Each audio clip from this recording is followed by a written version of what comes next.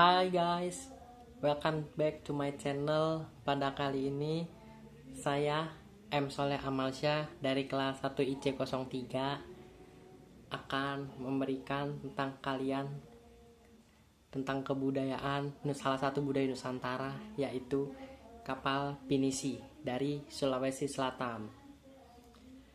Video ini dibuat dalam rangka untuk tugas soft skill ilmu budaya dasar jurusan Teknik Mesin Universitas Gunadarma. Oke, selamat menyaksikan ya. Oke, teman-teman di sini ada yang tahu nggak sih tentang kapal pinisi itu sendiri? Ada teman-teman ada yang tahu nggak tentang kapal pinisi itu apa? Ya, ini ya aku kasih tahu ya teman-teman ya. Kapal pinisi itu adalah kapal yang dibuat oleh nenek moyang Indonesia pada zaman dahulu untuk mengarungi samudra yang luas. Kan ada lagunya ya, nenek moyangku seorang pelaut. Nah, itu mencerminkan budaya masyarakat Indonesia, khususnya budaya Sulawesi Selatan. Orang Bugis itu adalah pelaut. Salah satu contohnya ini adalah kapal pinisi. Ini yang saya punya adalah replikanya. Nah, ini teman-teman kapalnya. Kalau kapal yang ini saya punya replikanya, ya kemungkinan seperti ini bentuk kapalnya. Ini tampak belakangnya, ini tampak depannya. Nah, ya ini kapal pinisi teman-teman, seperti ini modelnya.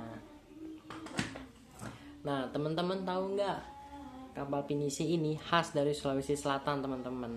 Dan kapal ini dibuat itu seperti mahakarya karena dibuat dengan tangan, tidak menggunakan mesin apapun. Dan ini merupakan salah satu kebudayaan Indonesia yang wajib dilestarikan. Ya, salah satunya ini kapal pinisi itu. Oke teman-teman, ini aku kasih tahu ya. Kapal pinisi itu kapal tradisional khas suku Bugis Makassar, Sulawesi Selatan. Nah, kapal ini mempunyai dua tiang layar utama nih ya, 1, 2, ada 2 tiang layar utamanya. Dan habis itu kalau menurut sumber yang saya baca, sumbernya itu dari indonesiakaya.com. Nah, habis itu ada lagi 2 di sini layarnya. Jadi total itu kapal pinisi mempunyai 7 buah layar. Ya, ada 7 layar kapal pinisi itu. Oke teman-teman. Nah, menurut mitologinya tuh kayak gini nih teman-teman. Nah, nenek moyang dulu nih ya, itu membuat perahu yang ukurannya lebih besar dari ukuran biasanya. Dan itu teman-teman ya, nah itu katanya pas perahu ini pengen dibuat kapal pinisi itu, nah tapi kena ombak. Itu menurut mitologi ya, menurut ceritanya. Nah, akhirnya kapal ini terbelahlah menjadi 3 teman-teman, yaitu satu di Dusun Ara, satunya lagi itu di Tanjung Bira, dan satunya lagi di Tanah Lemo. Nah, kejadian itu dianggap sebagai pesan simbolis bahwa masyarakat ketiga tempat tadi itu harus bekerja sama untuk menaklukkan lautan. Nah, jadi gini, Desa Ara itu ahlinya pembuatan perahu pinisi. Nah, habis itu Desa Bira, Tanjung Bira itu ahlinya ilmu perbintangan dan tanda-tanda alam gitu ya.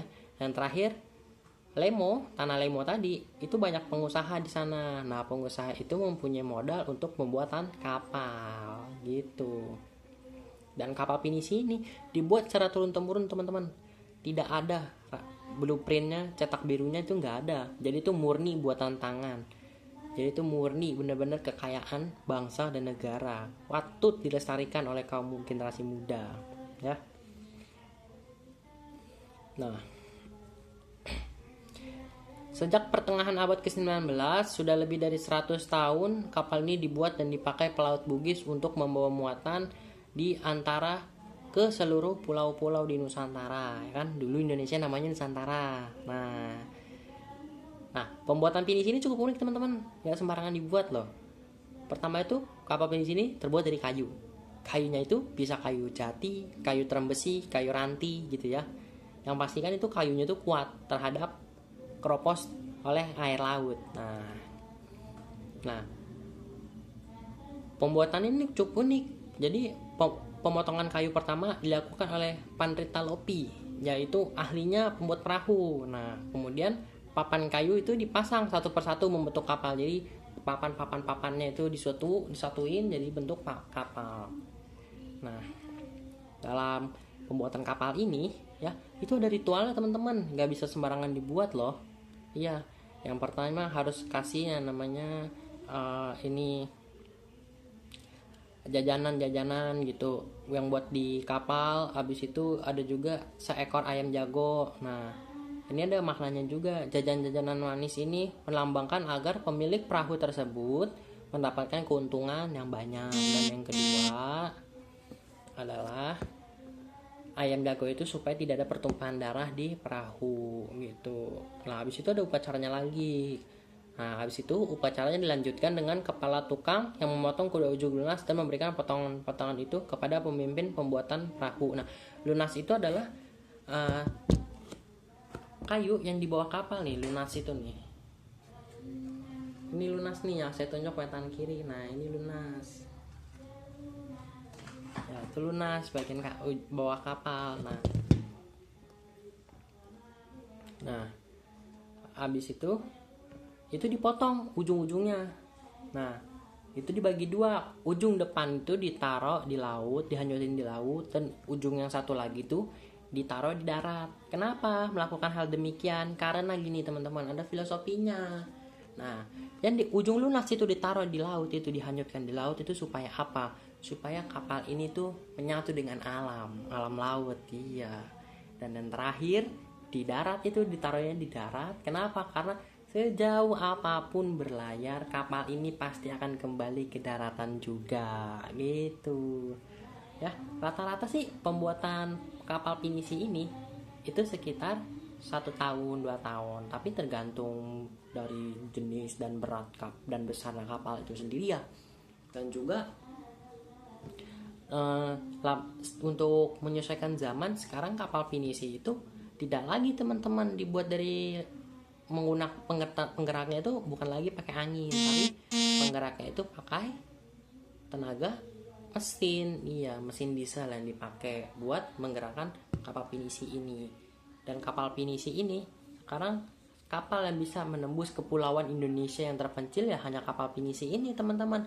Kapal pinisi ini yang bisa lewat di Sungai Musi teman-teman, di Sungai Barito ya, Sungai Mahakam. Kapal pinisi ini teman-teman, kenapa? Karena kapal pinisi ini itu ringan teman-teman, kapalnya ringan. Iya, jadi ini kapal ini ditunjukkan lebih ke arah ke perdagangan, tapi tak lepas juga di masa dahulu kapal pinisi juga digunakan untuk berperang. Iya, zaman dahulu kala kapal pinisi ini mencerminkan bahwa masyarakat Indonesia adalah mempunyai mental pejuang, mental tahan banting, tak mau menyerah.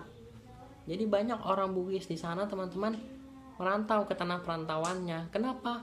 Karena di tanah rantauan itu kita berjuang dan kita pantang pulang sebelum sukses di tanah rantauan gitu. Jadi banyak teman-teman begitu tercerminnya kebudayaan masyarakat Bugis Makassar itu melekat dalam dirinya. Jadi seolah-olah itu teman-teman ya, memang jiwa petualangan itu kuat, semangatnya membara-bara gitu. Karena kapal pinisi, dan itu juga mencerminkan kapal pinisi ini teman-teman yang dibuat dari kayu. Dan satu lagi nih fakta teman-teman ya, kapal pinisi ini tidak menggunakan paku dalam menyambungnya, tapi menggunakan sisa-sisa kayu yang digunakan untuk menyambung kapal ini teman-teman. Luar biasa bukan? Kalau kalian mau lihat kapal pinisi, ada di Jakarta di daerah Pelabuhan Sunda Kelapa. Nah, itu salah satu kapal budaya masyarakat Indonesia. Jadi Indonesia ini kan negara kepulauan ya, Nusantara. Nusa artinya pulau, Tara artinya di antara pulau-pulau. Di antara pulau-pulau di Indonesia itu ada laut. Nah, laut bukan sebagai tempat untuk memisahkan kita, tapi laut digunakan untuk menyatukan kita. Oke? Sekian dari saya. saya rasa cukup ya. Mohon maaf bila ada salah-salah kata, dan ini juga video masih proses belajar. Terima kasih. Assalamualaikum warahmatullahi wabarakatuh.